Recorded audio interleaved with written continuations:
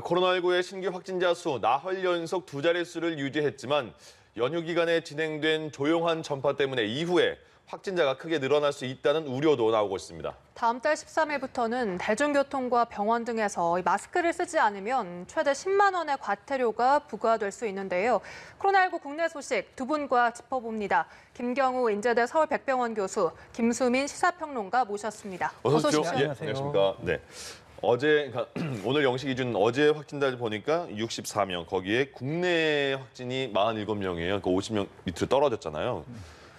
요새 한 3, 4일 동안 계속 두 자릿수 보이니까 조금씩 진정이 되나 싶기도 한데 방역당국에서는 연휴 끝나고 나서는 확 늘어날 수 있다 이렇게 약간의 그런 말도 했거든요. 교수님 보시기에는 지금 흐름은 어떻게 평가할 수 있어요? 네, 이제 정확한 지적이시고요. 그래서 47명 중에 35명이 지금 수도권에서 발생해서 거의 네 분 중에 세 분이 수도권에서 발생하고 있고요. 예. 또 수도권 발생자 중에 감염 경로를 모르는 환자분들이 계속 발생하고 있고 또 이제 연휴 기간 동안 검사 건수가 평일 검사 수의 절반 가까이 한 5, 6천 건밖에 되지 않는데 거기에 우리가 못 찾은 감염자가 있을 수가 있는데 그분이 지금 N차 감염을 일으키고 있다면 이제 연휴 끝나고 나서 검사량이 늘어났을 때 확진이 더 늘어날 수가 있겠고 또 그 N차 감염자를 통해서 역학조사를 추적하다 봤을 때 N차 감염이 어떤 소규모 집단 감염하고 연결이 돼 있다면 수십 명이 하루에 증가할 수 있는 것은 충분히 일어날 수 있는 시나리오라고 할 수 있겠습니다. 그럼 김평론가님, 이번에 방역당국에서도 그 고향 가는 건 좀 자제해 주십시오 했더니 고향은 많이 안 갔지만 여행은 많이 가신 분도 계시고 그리고 이번 연휴 기간에 그러면 우리 시민들이 방역은 잘 지켰는가 어떻게 평가할 수 있을까요? 일단 현재로서는 이번 귀성의 확진자는 2명 정도만 나와 있기 때문에 아직까지 윤곽을 더듬기에는 시간이 좀 더 걸릴 것 같습니다. 일단은 검사율만 해도 예전보다는 조금 더 떨어져 있는 그런 상태라서 연휴 기간 동안에 그래서 연휴가 끝나고 나서야 조금 더 평가를 할 수 있을 것 같고요. 그래도 아무래도 이제 여러 가지 경각심 속에서 휴가를 떠나시거나 했던 분들이 많기 때문에 그래도 어느 정도 좀 방역 수칙을 지키는 경우들이 많았을 것으로 일단은 기대를 해보겠습니다. 네. 이 신규 확진자를 연령별로 좀 살펴보겠습니다. 이번 64명 중에 40%인 이 26명이 60대 이상인 것으로 나타나면서 방역당국이 우려를 하고 있거든요. 60대 이상에서도 치명률이 높게 나오고 있습니다. 좀 어떻게 보십니까? 네, 맞습니다. 이제 통계를 보게 되면 현재까지 누적 사망자 421분 중에서 60대가 이제 45분, 그러니까 11%를 차지하고 있고 치명률은 이제 1.17%를 차지하고 있는데요. 특히 이제 그 위중증 통계 지금 105분 중에서도 60대가 이제 33분, 3분 중에 1명이 60대를 차지하고 있고 물론 이제 그 이상에는 70대, 80대 부분이 대부분을 차지하고 있는 상황이 되겠고요. 또 최근 발생 양상을 보게 되면 8월 1일 기준으로 봤을 때 그 전에는 이제 20대 발생자가 10만 명당 53명으로 제일 많았는데 최근 들어서 이제 60대 확진자분들이 8월 1일 이후에 10만 명당 29명에서 10만 명당 60명으로 굉장히 급증하게 확진자 수가 60대가 많이 늘어나고 있거든요. 그래서 지금 70대도 10만 명당 53명, 80대도 52명 이렇게 고령자 발생이 8월부터 증가했다는 것이 가장 우려되는 부분이고 60대 특히 7, 80대 사망률이 더 늘어날 수가 있기 때문에 고령자 발생이 좀 많이 우려되는 상황이라고 할 수 있겠습니다. 고령자 발생이 우려된다 말씀해 주셨는데 평론가께서는 이런 추이 어떻게 분석하고 계십니까? 네, 고령자 발생에 대해서 이제 학계에서도 여러 가지 이론들이 나오는 게 집단 면역이라고 조금 와전돼서 알려진 부분이라든지 이런 것들도 예전에 나왔습니다만은 전체적인 확진자 수를 줄이지 못하면 고령자 수를 특별히 줄일 방법이 별로 없는 것 같다라고 하는 게 대체적인 의견인 것 같고 이제 방역 당국 정은경 청장도 그런 의견을 피력을 했거든요.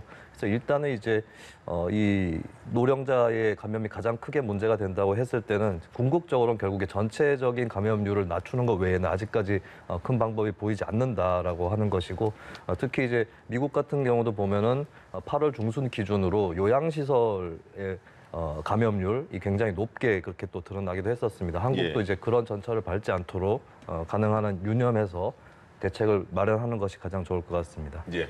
요새는 뭐 마스크 착용은 거의 정말 이제 일상 속에 녹아들었습니다. 다들 하고 다니시는데 조금 더 알아야 될 만한 소식이 있습니다. 다음 달 13일부터는 마스크 착용에 대한 게 좀 강화가 돼서 뭐 잘못하면 10만 원의 벌금도 낼 수 있다 이런 얘기도 있고 네. 마스크 종류도 몇 개 지정해 준 것 같기도 하고 자세하게 좀 알려주시죠. 네, 10월 13일부터 법이 시행이 되는데요. 근데 정식으로 시행이 돼서 적용이 되는 기간은 11월 13일부터입니다. 아, 한 달 그렇군요. 정도는 계도 기간을 거칠 예정이고요. 예.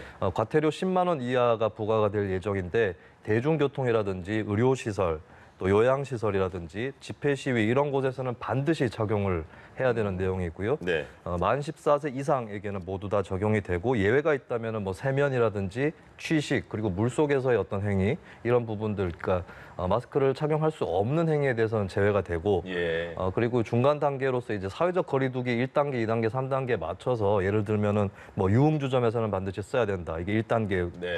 2단계의 경우는 300인 이하의 학원에서도 써야 된다. 뭐 이런 내용들까지 이제 조금 정해져 있습니다. 그리고 지자체에서 어느 정도 재량을 두고 각 지자체별로 조금씩 차이가 날 수는 있다라고 예. 볼 수 있겠고요.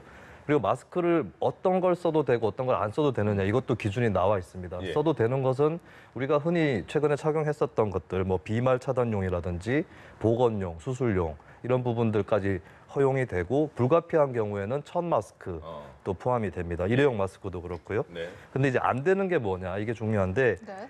밸브형 마스크가 있습니다. 밸브형 마스크 같은 경우는 좀 이제 공기를 이제 밸브를 통해서 들이마시기 때문에 호흡하기 좋아서 선호하는 분들이 있었는데 마스크 여기 똑딱 열 수 있고 그런 것 같은 그렇습니다. 거죠. 예. 예, 이게 들숨에서는 효과가 있는데 날숨에서 이제 비말 차단 효과가 좀 떨어지거든요. 아. 그래서 밸브형 마스크도 안 되는 마스크, 허용이 안 되는 마스크에 들어가 있고 망사형 마스크 예. 같은 경우도 비말 차단 효과가 검증이 안 됐기 때문에 이 마스크들을 이제 쓰더라도 과태료 대상이 될 수가 있습니다. 그것도 있다면서요. 코까지 안 가리면 그것도 안 된다면서요. 네, 그리고 코와 입을 반드시 가려야 한다라는 것이 필수적인 조항입니다. 그렇군요. 네. 예. 그러니까 턱 마스크는 안 된다라는 말씀까지 해주셨고, 그리고 어제 있었던 이 개천절 집회 큰 충돌 없이 마무리가 됐습니다. 예. 뭐 정치적 측면에서는 여야가 이에 대해서 엇갈리긴 했습니다만 이 방역적 측면을 좀 짚어봐야 할 것 같은데요. 방역적으로는 좀 어떻게 평가하십니까? 예, 8.15 집회에 비해서 뭐 확실히 방역적으로는 이번에 좀 안전하게 지나간 것 같습니다. 사람들이 야외라고 하더라도 이제 많이 모이고 특히 이제 마스크를 벗고 구호를 외친다든지 또 그 주변에 어떤 상가나 식당 같은 데를 이제 몰려서 사용하신다든지 예. 이런 게 좀 목격이 안 돼서 좀 다행인 것 같고요. 또 집회 현장뿐만 아니더라도 우리가 이번 연휴 기간에 혹시 다중이용 시설 어디 사람들이 좀 많이 몰린 야외 같은 데 공원이나 이런 데도 없는지 한번 좀 살펴볼 필요는 있을 것 같고요. 예. 그래서 야외라고 하더라도 사람들이 많이 몰리지 않은 것이 이게 중요할 텐데 그런 면에서 이번 집회가 이제 열리지 않는 것에 대해서는 좀 다행이라고 할 수 있겠습니다. 예. 네. 다음 주 한글날 집회에 대해서도 정세균 국무총리가 불허한다는 입장을 밝혔는데 이에 대해서는 어떻게 평가하십니까?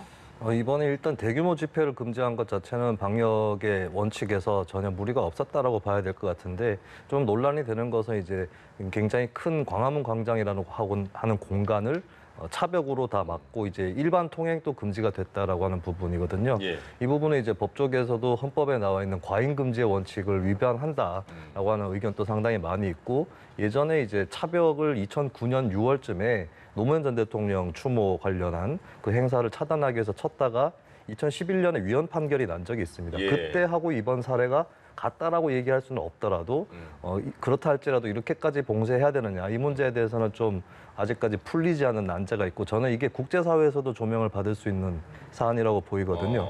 예, 그렇게 본다면 글쎄요 완전히 이번에는 지난번에 이제 광복절 집회에 대한 트라우마라든가 예. 이런 게 있었기 때문에 불가피했다 치더라도 앞으로도 계속 이렇게 막을 건지 이 부분에 대해서는 대규모 집회 정도를 좀 막는 한에서 뭐 1인 시위라든지 드라이브 스루 여기에 대해서 조금 유연한 원칙을 생각을 해볼 필요는 있겠다. 예. 한글날 집회가 개천절 집회하고 조금 다른 방향으로 갈 수 있도록 유도하는 그런 방안도 한번 검토를 해봐야 될 것 같습니다. 8.15 때 때문에 지금 굉장히 많은 사람들이 놀랐고 그것 때문에 이번 개천절 집회는 좀 너무 강한 면이 있다 이런 느낌이네요. 네, 뭐 정부에서도 한때 뭐 드라이브 스루 집회를 강행을 하면 면허를 정지하겠다 내지는 네. 취소하겠다 이런 말들이 총리나 경찰 당국에서도 나왔었는데 예. 이 부분은 분명히 좀 지나친 통제 측면이 없진 않거든요. 예. 그러니까 이거는 이제 이 단일 사안이 아니라 코로나19 시대에 집회 결사의 자유와 그리고 방역의 원칙 사이의 딜레마를 충분히 보여주고 있는 건데 어느 정도 최대한 조화를 꾀할 수 있는 방향으로 모색을 해본다면 이 역시도 K 방역의 성과가 되지 않을까 이렇게 보여집니다. 예. 추석 연휴에 이제 또 많은 분들이 그 귀성길 자제를 했는데요. 근데 안타까운 감염이 된 일도 발생을 했습니다. 충남 공주를 보면 벌초를 하러 온 그 자식을 만난 80대, 90대 노부부가 확진 판정을 받았어요. 그러니까 정말 좋은 일 하러 부모님 연로하신 부모님 뵈러 갔다가 또 이렇게 확진 판정이 되면 다들 걱정이잖아요. 또 연로하신 부모님이 계시니까 어떻게 봐야 되죠, 저희가? 네, 지금 이 사례 같은 경우에는 그 지난 9월 21일로 좀 추정이 됩니다. 네. 그러니까 좀 한참 뒤에 이제 확진이 되신 사례가 되겠는데요. 그럼 증상은 이제 그 뵈러 갔던 그 사위와 딸 부부를 통해서 아마 감염된 걸로 추정이 되고 있는데, 예. 그러니까 지금 아마 이번 추석 연휴에도 이런 비슷한 사례들이 좀 많이 있었을 가능성이 있겠는데, 근데 이 사례에서 조금 안타까운 것은 이제 증상이 조금 9월 21일 일찍 있으셨는데 예. 검사가 확진이 조금 늦게 되신 부분이 있습니다. 그렇기 때문에 이번 연휴에 좀 특히 이제 다녀오시고 나서 또 증상이 조금이라도 의심되는 경우에는 적극적으로 검사를 받으셔서 좀 보다 조기에 좀 검사를 접촉자분들을 좀 검사를 받고 예. 양성 여부를 확인하시고 또 추가적인 격리를 통해서 N차 감염이 일어나지 않도록 다녀오신 분 중에서 조금이라도 증상이 의심되면 적극적으로 검사를 받아주시기를 좀 당부드리겠습니다. 예. 네. 네. 이렇게 전국에서 소규모 감염이 이어지고 있는데 부산의 경우도 좀 살펴봐야 할 것 같습니다. 연휴 기간 42명의 확진자가 나오면서 목욕탕, 수영장 등에서 확진이 잇따르고 있거든요. 그래서 부산이 일주일간 특별 방역을 하기로 했어요. 네, 목욕탕에서도 14명이라는 적지 않은 확진자가 나왔기 때문에 부산 전체적으로 좀 긴장이 고조가 되고 있는 분위기고 원래 6개 종류의 고위험 시설을 지정을 해두고 있었거든요. 뷔페, 유흥주점, 단란주점 이런 시설들을 포함한 시설인데 여기에 대해서도 10월 11일까지 집합금지 명령을 연장하는 쪽으로 가닥을 잡았고 거기 더해서 많은 확진자가 의외로 나왔던 목욕탕, 그러니까 부산에 한 800여 개 정도의 목욕탕이 있는데 예. 여기에 대해서도 집합금지 대상에 포함이 되는 그런 조치를 부산시가 내렸습니다. 네. 그럼 목욕탕은 못 가는 건가요? 그렇죠. 목욕탕도 이제 그동안까지는 이제 출입이 금지되는 그런 상황까지 가는 겁니다. 그렇군요. 그리고 보면 그 서울에서도 그렇고 도봉구에서도 그렇고 계속 요양시설에서도 많이 확진자가 발생을 하고요. 그리고 집단 감염이 있습니다. 부천 같은 경우에는 차오름 요양병원과 관련된 확진자 7명이 나왔고 그래서 총 11명이 됐습니다. 또 양평에는 건설업 근로자 관련해서 8명의 확진자가 나왔습니다. 포항에서 또 제조업체에서도 누적 확진자 8명이 나왔는데 6명이 나왔는데요. 보면 그 나오는 그 소식으로는 이들 걸리는 과정에서 마스크를 잘 착용하지 않았다 이런 얘기도 있던데요. 네, 일단 요양원, 요양병원 같은 경우에는 아무래도 입소하고 계신 분들이 거동이 불편하시고 또 이제 치매와 같은 또 인지 기능 장애가 있으셔서 네. 또 혼자서 어떤 일상생활, 그러니까 식사를 하시거나 화장실 가신다던가 옷을 입으신다든지 그런 것이 좀 어려우시기 때문에 예. 특히 이제 방역 예방 수칙 마스크를 착용하신다든지 손위생하신다 이거를 스스로 하기 굉장히 어려운 상황이기 때문에 네. 또 이제 도움을 드리는 요양보호사라든가 간호사분들이 다 이제 도와드려야 되는 부분이 있는데요. 또 이제 거기 또 같은 방에 또 같이 생활하신 분들이 계시기 때문에 네. 아마 입소자 중에 한 분이라도 감염이 되시면 주변에 감염되실 가능성이 굉장히 많이 있겠고 또 요양보호사나 간호사분들이 아무래도 이제 마스크를 잘 착용하시고 손이상을 잘 하신다고 하더라도 아무래도 이제 좀 밀접 접촉이 많이 일어나기 때문에 입소자를 통해서 감염이 되든 아니면 종사자를 통해서 감염이 되든 그러니까 한 분이라도 감염되시면은 이제 집단 감염이 요양원이라든가 또 정신병원에서 이제 많이 보고가 되고 있고요. 예. 그래서 이런 데서는 이제 아무래도 외부인의 출입을 철저히 통제하시면서 또 이분에 계신 분이 조금이라도 의심이 되면 적극적으로 검사를 좀 조기에 해가지고 아니면 무증상이라도 하더라도 정기적으로 선제적으로 집합 검사를 해서 이제 음성인 걸 좀 확인하는 이런 노력들이 조금 더 필요할 것 같고요. 예. 또 이제 말씀하신 어떤 건설업이라든가 이런 데서 지금 사례를 보게 되면 다행히 이제 몇십 명 단위의 대규모 감염은 아닌데 같이 일하시는 선호분끼리 종사자분들끼리 이제 감염이 생기시고 또 그분들의 가족이나 지인이 또 이제 추가적으로 감염되는 사례들이 보고가 되고 있는데 아무래도 같이 이제 일하시는 작업장에서 마스크를 잘 착용해 주시는 것도 중요하지만 아마 이분들끼리 또 뭐 식사도 좀 같이 하시고 작업하시면서 그랬을 가능성도 있어서 추가적인 역학 조사를 해봐야 되겠지만 일단 좀 항상 또 이제 마스크를 잘 일하실 때도 잘 착용하셔야 되고 또 이제 식당 같은 데서도 조금 조심을 할 필요가 있으실 것 같고요. 또 특히 이제 건설업 같은 경우 이제 많은 분들이 이제 임시 식당에서 또 뭐 흔히 한바 식당이라고 하는 데서 또 많이 또 드시면 감염 전파가 일어날 수가 있기 때문에 방역 당국에서도 이제 이런 그 간이 식당에 대한 방역 수칙을 철저히 좀 당부를 하고 있는 상황인데요. 아마 다행히 이제 아주 대규모 감염은 아니지만 이런 소규모 감염은 계속 일어날 수가 있어서 일하실 때도 좀 마스크를 잘 착용해 주시고 식사하실 때도 좀 환기가 잘 되는 데서 거리를 충분히 띄우시고 식사를 하시는 노력들이 필요할 것 같습니다. 네, 이렇게 요양시설이나 건설 현장뿐 아니라 학교 내 감염도 우려되고 있습니다. 이 서울에서 마포구 서울디자인고 교직원 6명 그리고 가족 1명의 확진 판정을 받았는데요. 이 학교 내에서 확진자와 접촉한 사람은 없다고 밝히고 있긴 합니다만 현재까지 이렇게 교내 감염에 대해서 어떤 우려가 제기되고 있습니까? 일단 이 학교 같은 경우는 접촉자들이 다 교직원이나 그 가족이고 학생들하고 접촉이 없었거나 또 학생들을 검사해봤는데 아직까지는 확진자는 안 나온 것으로 보이거든요. 좀 유력해 보이는 경우는 이제 교직원 집단하고 학생 집단 간의 접촉이 그렇게 이루어지지 않았다라고 볼 수도 있기 때문에 이 학교 같은 경우는 이제 글쎄 현재 나온 것만 봤을 때는 뭐 교내 좀 광범위한 전파라든지 이런 가능성은 좀 낮아 보입니다. 이런 부분들 아직까지 이제 그 코로나19의 진정이 확실하게 보이지는 않는 경우이기 때문에 이 단일 학교의 사례를 떠나서 원격 수업이라든지 이런 것들을 아직까지는 조금 더 충분히 활용을 하고 또 학교 내의 어떤 정원이라든지 이런 부분들을 아직까지는 좀 경각심을 갖고 지키면서 거리 두기를 해야 되는 그런 필요성이 계속 학교 현장에서 나타난다고 볼 수 있겠습니다. 그리고 그 정부가 이제 4차 추경으로 재난지원금 마련했고 지급 절차가 시작이 되잖아요. 뭐 추석 이제 곧 바로 끝나자마자 시작이 된다고 하는데 특수고용제 특고, 뭐 프리랜서, 취업에 어려움 겪고 있는 청년 뭐 등등도 있는데 자세한 그 절차 좀 알려주시죠. 네, 긴급고용안전지원금 같은 경우는 이제 특수고용 노동자나 프리랜서들 같은 경우에 이제 소득이 많이 급감한 사람들을 대상으로 이루어지는데 뭐 이거는 신청 서류가 있습니다. 소득금액 증명원이라든지 세금 계산서 이런 또 서류를 또 준비를 해서 물론 1차로 미리 하셨던 분들은 좀 원활하게 받으실 수 있을 것 같고요. 2차로 하시는 분들은 이제 이달 내로 23일까지 신청을 하면 아마도 다음 달 정도에 지급을 받을 수 있을 것 같습니다. 그리고 청년특별 구직지원금이라고 해서 비취업 청년이죠. 이쪽에 주어지는 지원금도 있는데 여기는 이제 온라인 청년센터라고 하는 홈페이지를 통해서 지급을 신청을 할 수가 있습니다. 통장 사본이라든지 개인정보 동의서 이런 부분들을 이제 제공을 하면 여기에 따라서 이제 신청을 할 수가 있고 이것도 이제 다음 달에 지급이 될 것 같고요. 그리고 이제 중학생들이 받는 비대면 지원금 15만 원이 있는데 이것은 이제 중학교에 스쿨뱅킹 등록돼 있는 분들은 뭐 별도의 신청은 필요 없는데 다만 홈스쿨링을 하거나 대안학교를 다닌다든지 학교 밖 중학생, 그러니까 중학생이 아니죠. 학교 밖 청소년 들에 대해서는 이제 교육청으로 따로 신청을 하면 지급을 받을 수가 있습니다. 알겠습니다. 그럼 마지막으로 교수님, 그 이제 날씨도 점점 싸늘해지고 있고 독감도 유행철이 이제 오고 있는 거잖아요. 거기다 코로나는 계속 진행되는 상태고 어떤 점을 더 저희가 조심을 해야 될까요? 네, 이제 아무래도 추워지게 되면은 지금은 그래도 환기를 해도 괜찮은데 추워지면 환기를 더 못 하실 것 같고요.